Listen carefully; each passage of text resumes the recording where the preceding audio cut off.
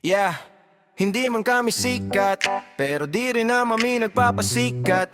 Motorsiklo namin ay iba't iba, kasi gusto namin basta mag-ride lang. Pwede ba kung kami ay mabagal sa daan? It doesn't mean na mahinang nilalang. Sadya lang kaming di mayabang, basta mag-ride lang na masaya at magkakasama. Yan ang aming sadyang kailangan. Sige, mauna ka na sa ride, ikaw na mabilis, pero sa diretsuhan lang naman ata ang iyong yabang.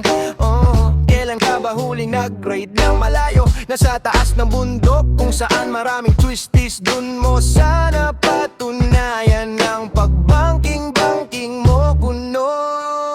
Ay naku! Buti na lang basta ride ang hangad namin, dahil kung sa payabangan malamang wala kaming panalo sa'yo. Kapalmoks na mayabang at sinungaling pa, di wow, sige ikaw na. Sa Alberta, Noy P-Riders, kami ay simple lang, di man kami magaling, dahil di kami nagagaling-galingan. Yeah. Di kami nakikipagkompetensya, dahil kami ay hindi kontetista. Alberta, Noy P is a motorcycle.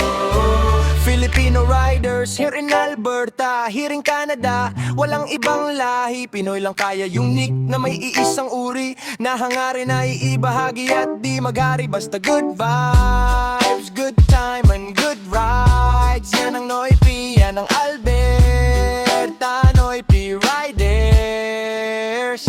Woo! Yeah! Sa Alberta Noy P Riders, kami ay simple